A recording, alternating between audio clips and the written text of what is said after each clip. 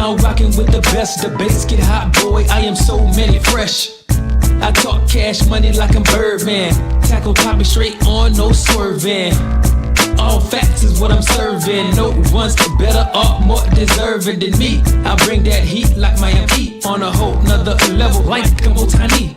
I prove points by helping you visualize, using data that's analyzed by eagle eyes. Get your mind right and act like you know. You are now tuned into the real Untouchable podcast.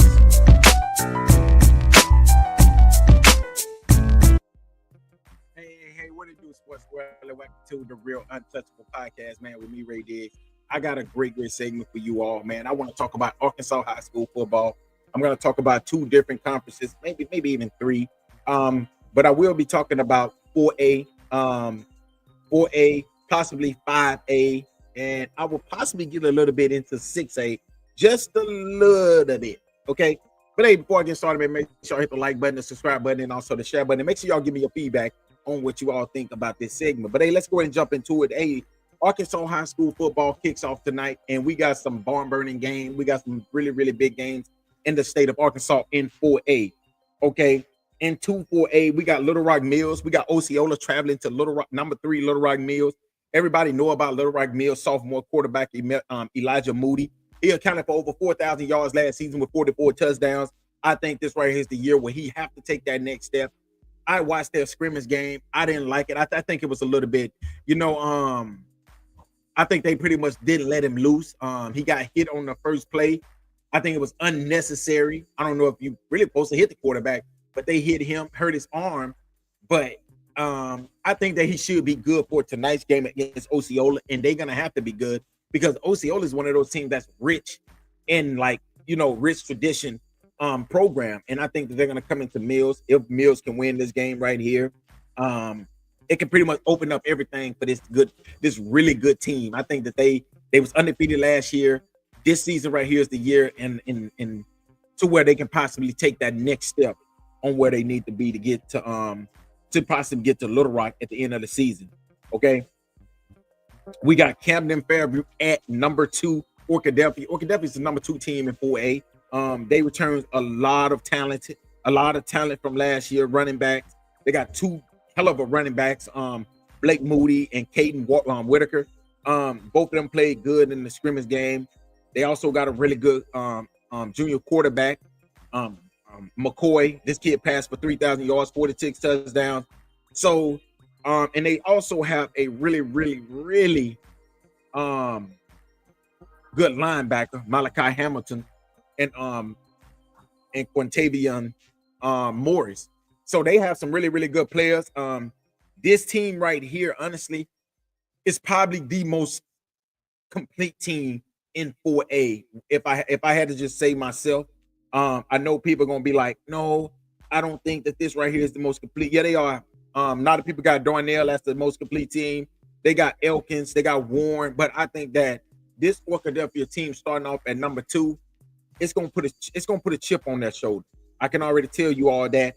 And I think that this team right here is possibly the best team in all of 4A. Okay, we got number 18, DeWitt at CAC. I'm going with DeWitt. I think DeWitt got a really good team. I like their running back. So I'm going with DeWitt to win this game right here. And DeWitt has been a program that's been on the rise for the last few years. Okay, they started off as, just a laughing stock of 4A, 3A. And now they're one of those teams, when you say DeWitt, people be like, oh yeah, they can possibly win this game. So DeWitt has been a program that's been on the rise for the last about 5 years. And now they're one of those teams that, hey, when I go home, I want to go watch DeWitt play. So that's just tell you how quick, a coach and players can change an entire, entire school, an entire school like DeWitt. Okay. Then we got number 1 Darnell going to Hall. Darnell is one of those teams that I think that they have weapons at every level. Okay. They got cornerbacks, they got offensive linemen, they got wide receivers.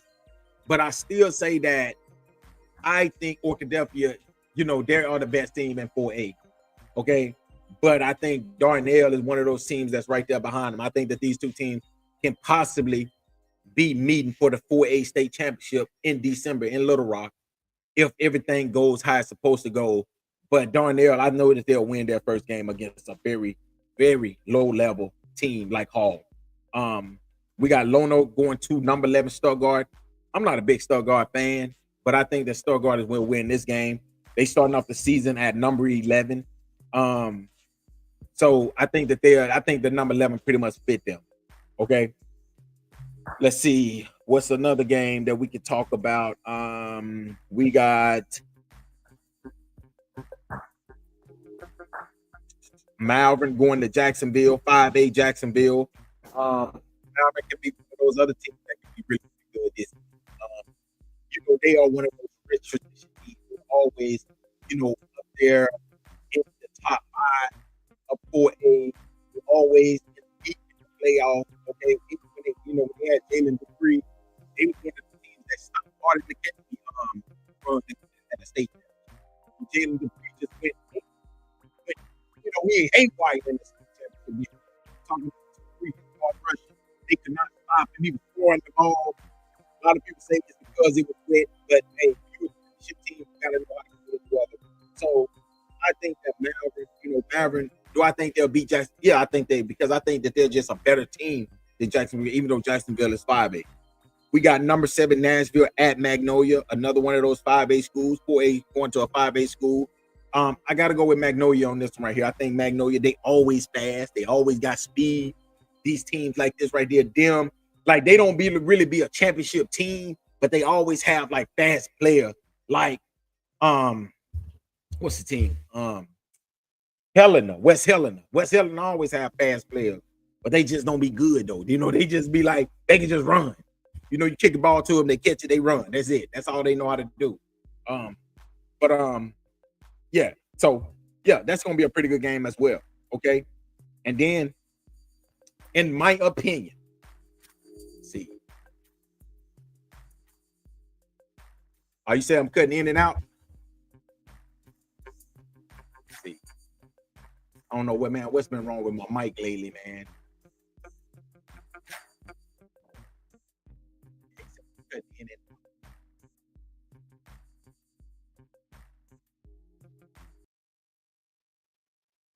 Yeah. What about now? Okay, so also, I think, in my opinion, the game of the week. Y'all might disagree, but I think Fordyce at Monticello is the game of the week. Man, listen, this game right here can possibly be, and Fordyce is a 3A school, but if Fordyce can go in there and beat Monticello, I think that y'all got to start taking Fordyce serious. Even though I've been taking them serious. I've been saying this at the beginning of the year.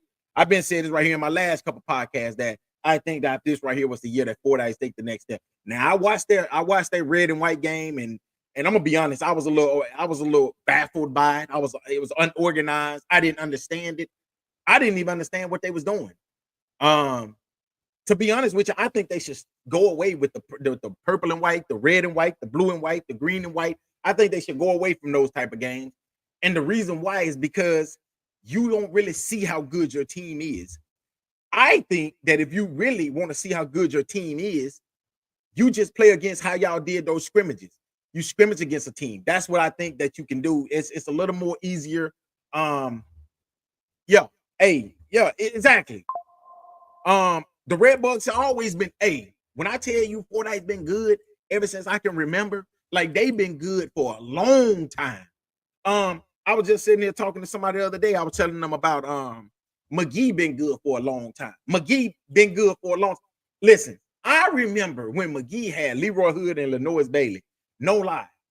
This right here was a running back and a quarterback. No lie. These two dudes pretty much ran their way to state championships every single year. Look them up. Leroy Hood and Lenois Bailey.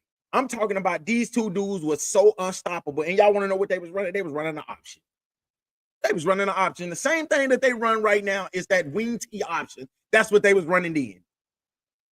And you could not stop it. Because if you try to stop the quarterback, he was going to pitch it to the running back. And if you try to stop that, he'll rail back and he can throw too. So it was pretty much unstoppable. Like, yeah, exactly. They always had, yeah, exactly. Hey, my boy right here just said T Dunn. He just said it.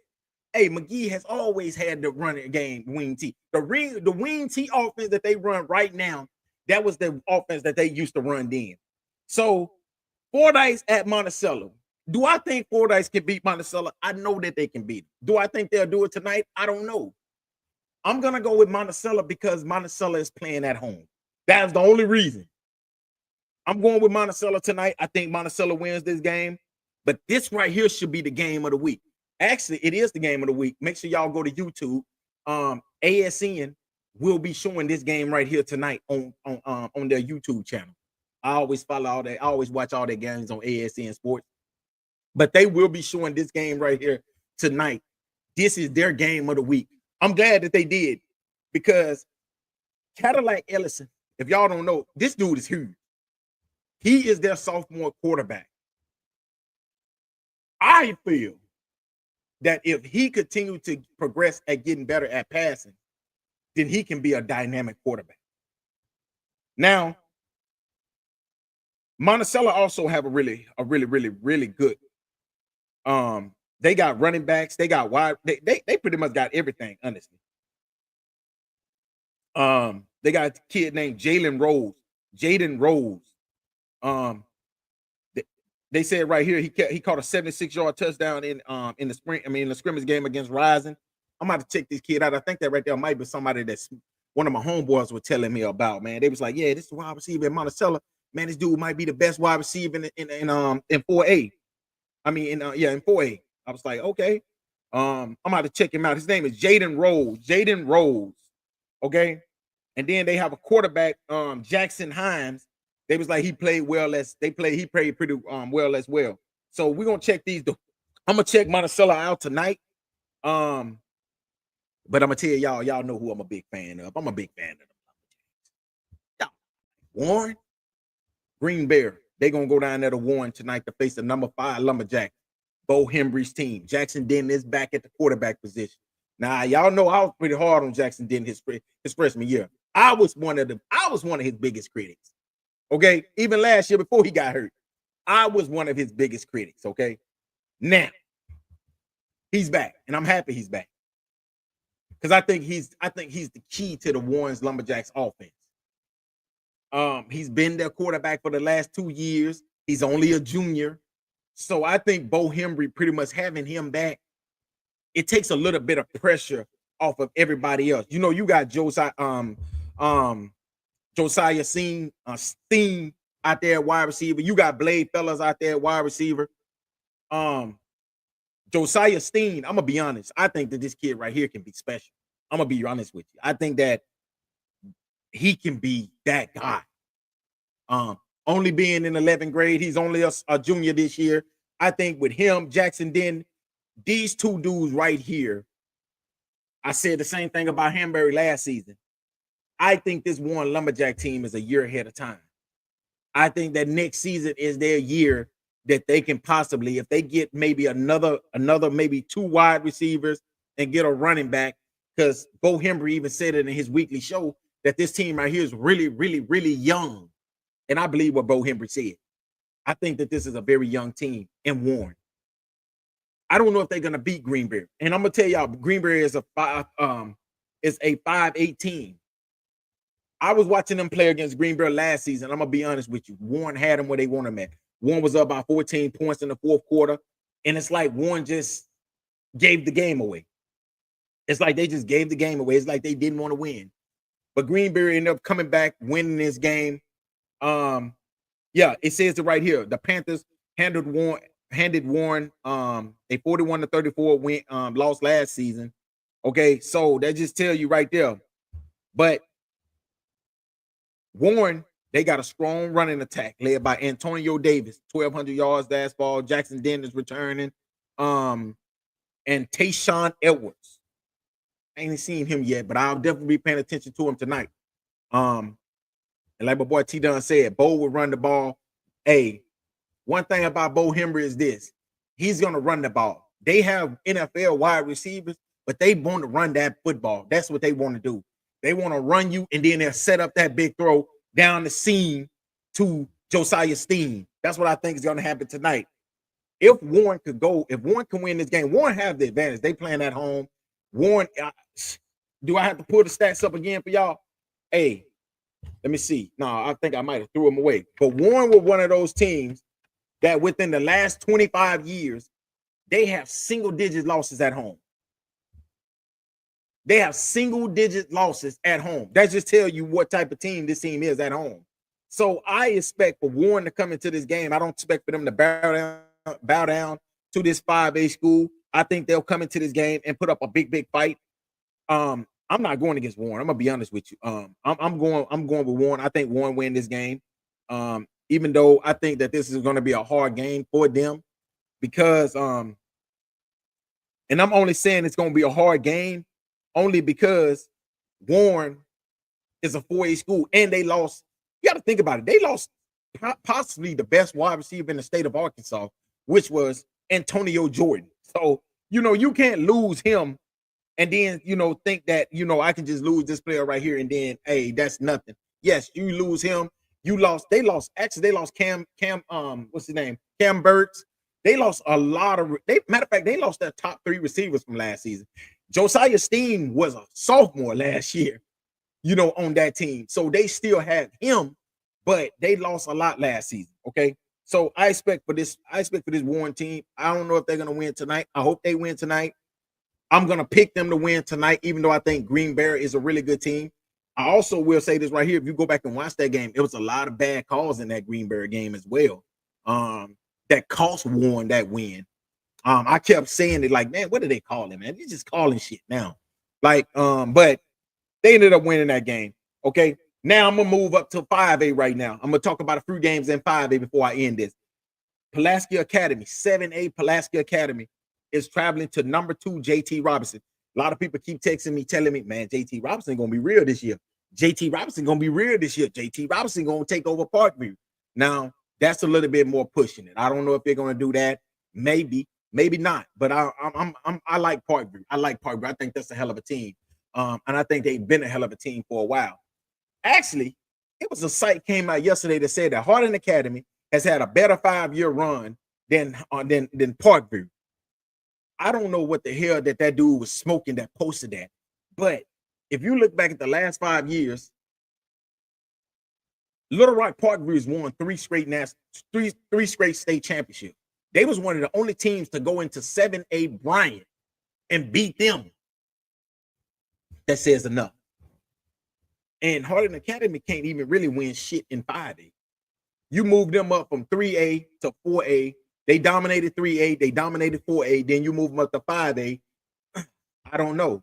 So, and actually, I don't think they're not in 5A anymore. They're in 6A now. So, I mean, Little Rock Parkview been dominated in 5A for a while. So, I'm gonna go with Little Rock Parkview. That's just my opinion. Okay. So you have Parkview, and also Parkview is off this week. They don't have a game this week. This right here is they have a bye week this week. I don't know why. But then the last game I'm gonna talk about is I sat here last night and I was watching number 9 Marmel at 6A Sylvan Hill. So Marmel really not that bad if I'm thinking about it here. I mean, I didn't know that Sylvan Hill was a 6A school. I mean, they're a 6A school and they beat a 5A school. I mean, at their hometown, that's good, but it makes sense right now, man. Because I'm gonna be honest, I was watching that game and my head was hurting because neither one of those teams could get a defensive stop. You got Marmel, they got a wide receiver. I'm talking about unstoppable. Then you got Sylvan Hill, they got a slew of running backs, man. I'm talking about when I say they got a slew of running backs. They got at least 3 running backs with a quarterback that can run like a running back. So I'm talking about they just up and down the field. Like I'm talking about, it was like, I think I might have turned the game on. It was 28-28. Then Sylvan Hill scored a touchdown. Next thing you know, kickoff. They run the kick. Marmel run the kickoff back. Marmel got a bad defensive end as well. His name is Jordan Hill. Jordan Harris. So they said that this kid right here, 6'7" defensive end, he a 3-star recruit, say one of the best defensive ends in the state. He had 4 sacks last night. He had 12 tackles. I'm just gonna be honest. I didn't really see it. Like I guess because they weren't stopping nobody. You know what I'm saying? It's hard when the team is going up and down the field. It's hard to like see what what they're doing. Like you just looking at them like, wait, like neither team was stopping nobody. Okay, but I want to say this right here. Big shout out to my homegirl, man. Her son, Gavin Riley, man. That dude, yeah, he's a baller, man. He's a player. I saw a lot where I can feel like that if this kid really just focused on football, which he's a basketball player too, but if he just focused on football, I think that this kid right here can be special. He played the middle linebacker position. I was seeing the way but I'm gonna tell you, it's like when you're watching football, it's like I wanted to see more. I wanted to see him pretty much telling his defense, his linebackers, like you know what I'm saying, the outside linebackers, like what they need to do. I think as a middle linebacker, that's your job. Your job is to tell them where they need to go to. You honestly, the middle linebacker is really, if y'all don't know, the middle linebacker is really the quarterback of the defense. You see what I'm saying? So I wanted to see him pretty much tell them like, hey, no. Hey, get back. Moving them inside, moving them places. Oh, bro. Hey, I think he's in 11th grade, man. I think I think he's in 11th grade. Hey, I'm talking about he looked like a football player out there. So, when I was watching him, I'm like, man, listen. And then also he made the game-winning tackle. Okay. Because I think that Marmel went for 2 and he ended up making a game-winning tackle and they ended up winning the game 55-54. So, that's what I wanted to see from him. Because I was just like, he want to, when you watching him, he looks like one of those laid back players. Like, he just play his position. You know what I'm saying? But, as a middle linebacker, you are the one that's telling the defense what they need to do. Like, hey, come up. Hey, slide them over. Slide them over. When you get ready to go on your blitz, you are the one that's controlling that entire defense. Okay.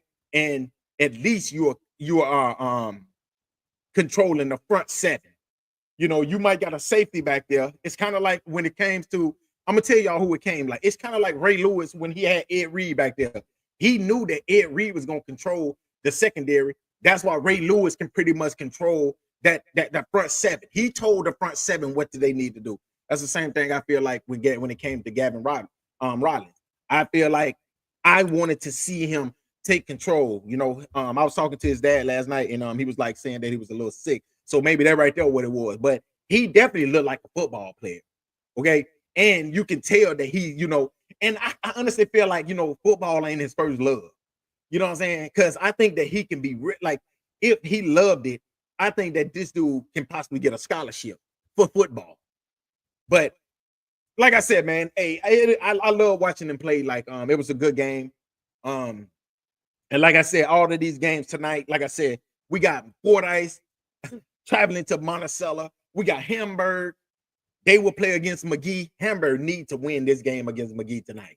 Okay, they have to win this game. And this right here why I said when I pick Hamburg to finish at the top 3 of 4A, at 4A, 8-4A, I said that they have to win these type of games.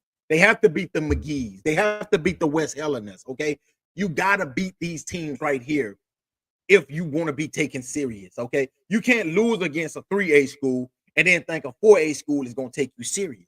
You see what I'm saying? So that's why I think this right here is a pivotal game for Hamburg tonight. And I think they'll get it done. Okay. You got them. Then, like I said, you got Warren against Greenbeer. Greenbeer will be coming to Warren tonight. Okay. You got Pulaski Academy going to JT Robinson. All right. And like I said, you got Fordyce traveling to Monticello. I think that's the game of the week. So make sure y'all tune into that. Like I said, ASN will have the game. That's going to be a hell of a game. It's going to be a great week of high school football. Now, next week, I'm going to be talking about Arkansas, but I'm also talk a little bit about Texas high school football because y'all know I love Texas as well. Y'all know I love Y'all know I love North Shore.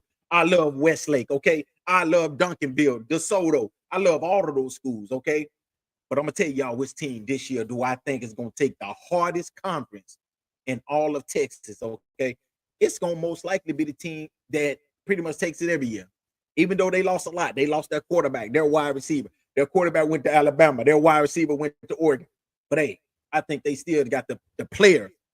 After watching their 9th graders, I think they still is a team that continues to. And I'm gonna tell y'all, I'm gonna say this right here before I get done.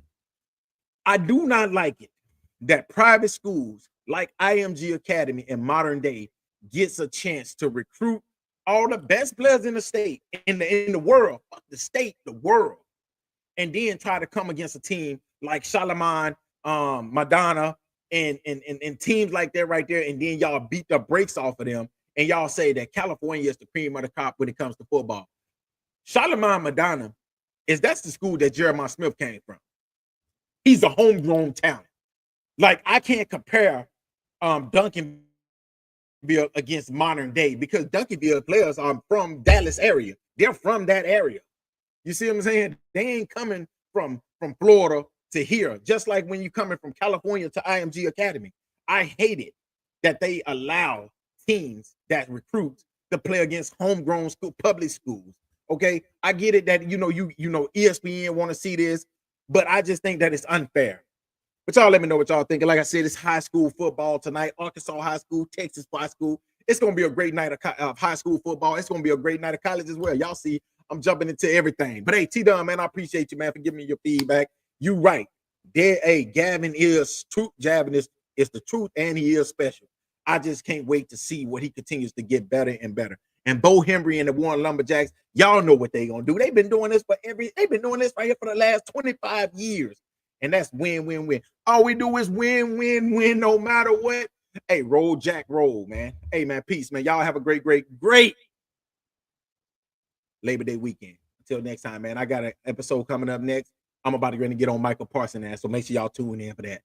Peace.